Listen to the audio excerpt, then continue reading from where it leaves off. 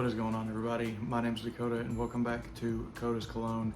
Today we're going to be looking at and reviewing, Versace's Eros Flame. Let's get into it.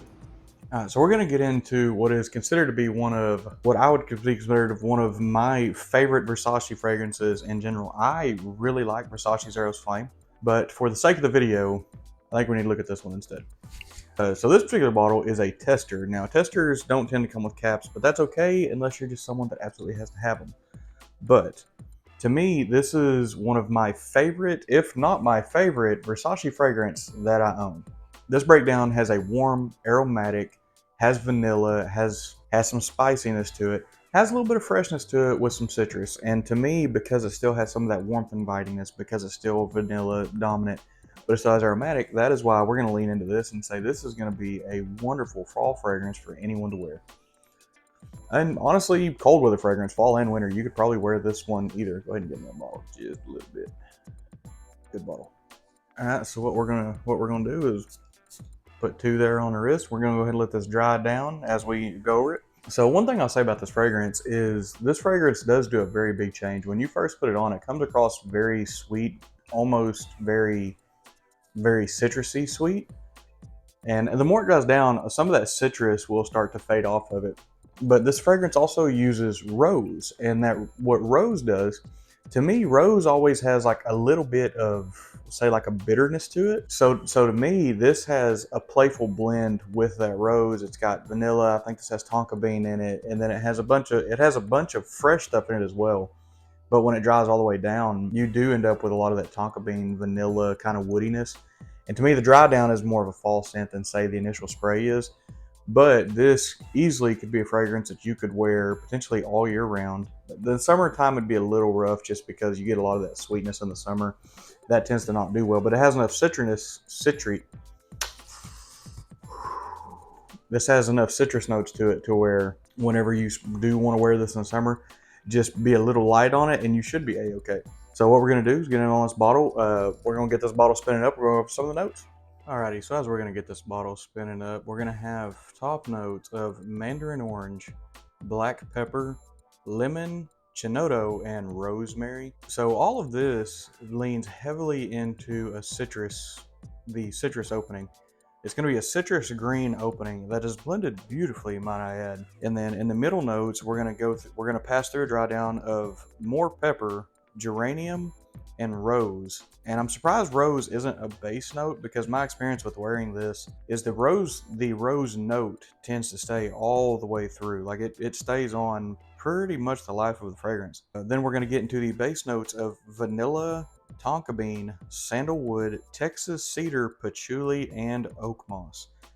So there's a hint of green all the way through the top, middle, and the base notes. There's also a little bit of sweetness through the top, middle, and the base notes. So that's pretty well what you're going to get with this. You're going to get a fresh, green, spicy, but somehow is still very warm, very sweet, some vanilla, and you're going to detect hints of rose through the whole thing. For some reason, to me, I lean this as much more of a fall fragrance than a spring fragrance. But that is going to wrap us up on the note breakdown. Let me get y'all spun back around. We'll get back into it. Alrighty, and we are back. We've given this about the standard 30-minute dry down range, which as we like to do.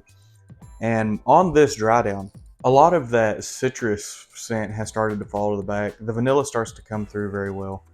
And the other thing that I really, really like about this is the woody notes that they use. It's a sandalwood and a cedar. So whenever you do get some of the woody notes, it's not an overbearing, it's not real deep and overbearing. It's very soft presented.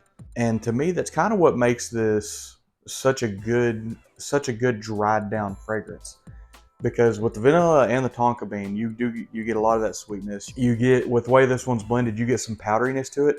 And the rose note, even during the dry down, kind of holds on a little bit. And to me, that's what puts a nice little twist on this compared to your standard Eros or even the Versace line as a whole. To me, this is kind of one of their more different standoutish fragrances. All right, so what we're going to do now is we're going to get into the pricing and availability of this. Availability, this is everywhere. This is going to be in every retailer. This is going to be at every discounter. There's not going to be a place that's really not going to have this. For a pricing scale, you can get a tester for around the 45 to 50 range.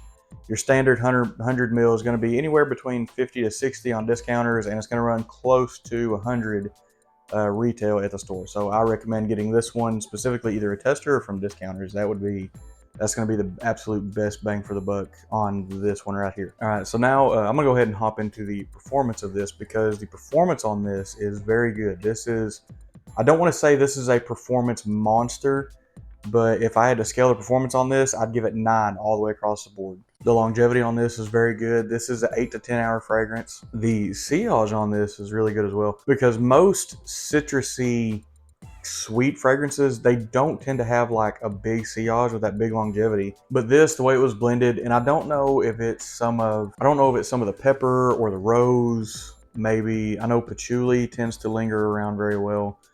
I don't have a lot of experience with rose fragrances, so I don't know if rose is one of those very dominating scents. Like, it's easy to tell, it's easy to pick up on the nose, but I don't know like how the performance of a rose fragrance tends. But the sillage on this is very good. This is a 3 to 4 foot sillage. For me, this is probably going to be more of like my fall evening scent. I might wear this a little bit in the winter as well, but normally, as I've said on the channel before, my winter fragrances, I like them to be a little more bold and robust. But yeah, performance on this is very good. The longevity is there, the sillage is there, and the scent profile. So again, I'll say this again. So in terms of Versace, I feel like for the men's line, this may be their best blended fragrance, because it's no part of this fragrance is harsh. It's very smooth on the nose. You get so many different waves of aromas coming through this, because when you wear it, when you first spray it, you're going to get citrusy notes. And then as it dries down, you're going to develop a powderiness to it. You're going to detect those hints of rose. You're going to pick up on some vanilla. You're going to get some fresh green from the patchouli, some from the oak moss. And as it keeps drying down, you're going to get a woodiness to it. So if you want a fragrance that can pull off kind of a big change and can almost check every box, if you were someone who wanted one fragrance to wear all the time, you could get away with this, because this fragrance, it's a nice enough. You could wear it to an office. You just got to, be cautious about overspraying. This could be a date night fragrance. This could be a club fragrance. Like this is one of the few fragrances in my collections that I would honest to God say is a do it all. But for me, with the way I do my stuff, to me, this leans as a fall fragrance to me. So for me, what I'm going to do is I would rate this fragrance an 8.5 out of 10. A little bit of knock on. And a lot of fragrances, to be a 10 out of 10, you've got to have the whole package to it. The only thing I'm going to knock this on is the uniqueness of this isn't hyper unique. It's not one that's going to smell like everything, but it's not one that's going to smell like truly independent. Performance-wise, I'd give it a 10 out of 10. Scent profile-wise, I'd give it a 9 out of 10. The uniqueness of it, this isn't something that's just a crazy standout fragrance. Now, this is my favorite Eros, so I do prefer this over any of the regular Eroses. So I will say this is my favorite of that one. So yeah, I think that's gonna do us right there. I think that's gonna go ahead and get us into the wrap-up portion of this. All in all, I would not be afraid to buy this. I'm going to say I don't recommend buying this retail. I would buy this from a discounter, because that's going to save you a lot of money. Wholeheartedly recommend this to anyone that would be interested in it. Go ahead. And the lighting is kind of rough on this bottle, though. This bottle is like a deep, dark, beautiful red, and the lighting just ain't. I can't get the lighting quite right to get to show off the perfect. Does that help? No. But yeah, I just can't get the lighting quite right just to show off exactly how beautiful this bottle is. I really do enjoy this bottle. But yeah, that is going to wrap us up for today. As always, thank you everyone for watching. Thank you everyone for subscribing. Thank you everyone for getting involved in the comment section. I truly appreciate it when people do that. And I will always try my best to get back to you as quickly as possible. So that is going to wrap us up. And as always, we'll see you next time.